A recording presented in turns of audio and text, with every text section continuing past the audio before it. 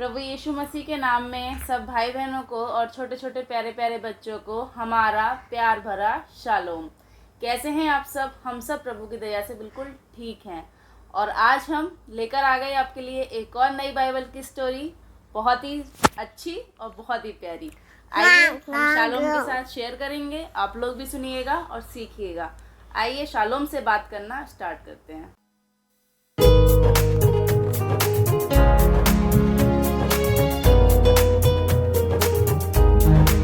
Shalom, आज मैं आपको एक और बात बताऊं। हाँ। बाइबल से सीखोगे ना? हाँ। आप सब लोग भी सीखोगे ना? आइए हम सीखते हैं। शालोम, एक बार पता है क्या हुआ?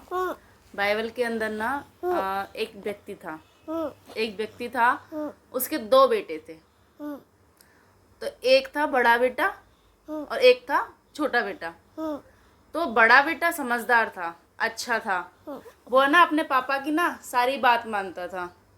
जो उसके पापा कहते थे ना, वो उसकी सारी बातें मानता था। अपने पापा की हर जो भी उसके पापा काम की बोलते वो काम भी करता था। हर तरीके से उसकी अपने पापा की मतलब अच्छे से बात मानता था।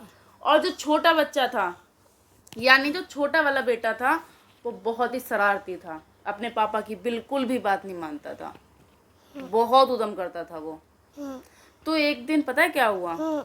छोटे बेटे के दिमाग में आया।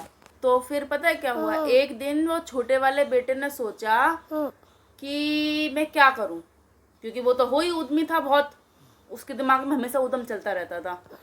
तो एक दिन वो अपने पापा के पास गया और बोला कि पापा मुझे ना मेरे सारे पैसे दे दो, जितने भी आपके पास मेरे पैसे हैं ना वो सारे दे दो। तो उसके पापा बोले क्यों?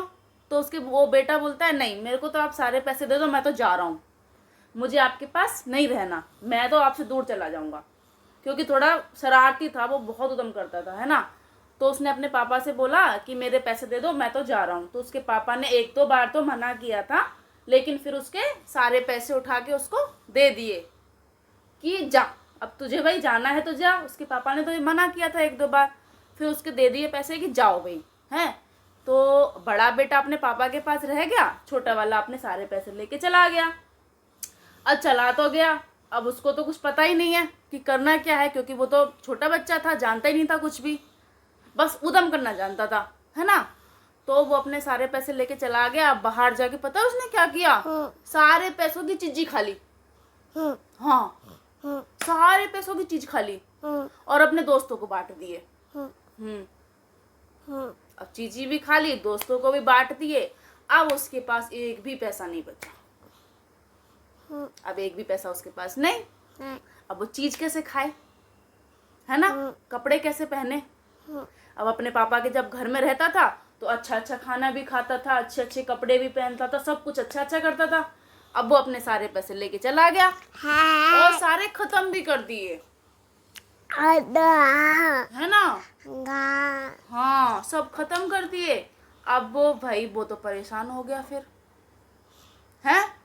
अब वो परेशान हो गया कि अब वो कैसे खाना खाए, कैसे वो कपड़े पहने और क्या करे।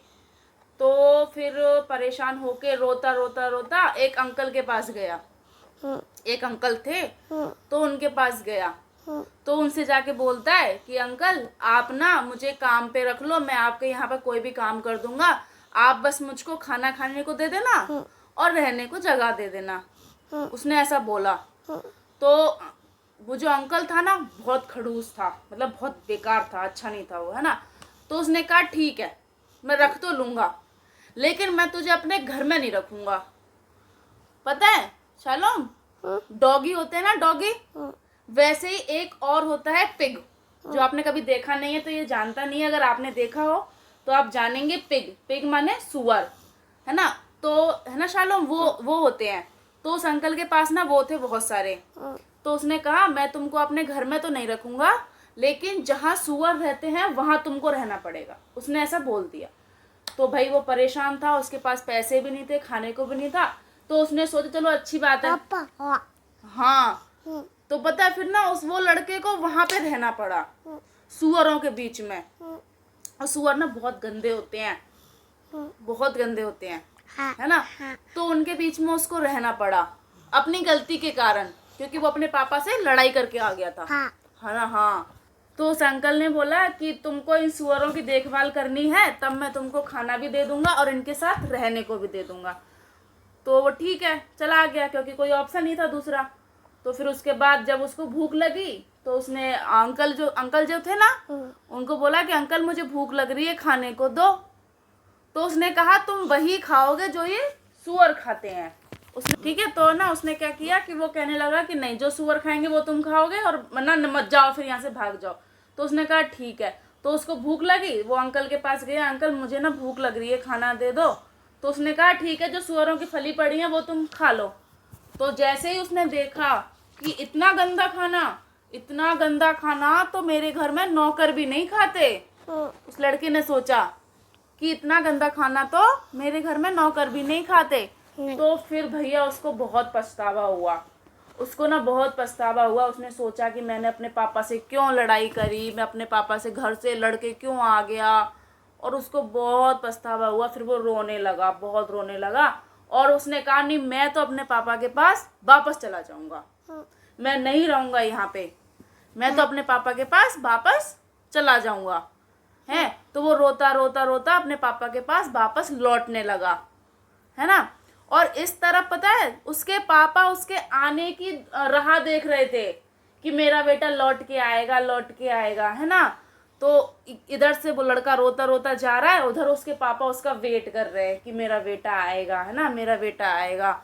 तो जैसे ही वो अपने पापा के करीब ही पहुंचा था बस, और उसके पापा ने उसको देख लिया, दूर से ही देख लिया उसके पापा ने उसको।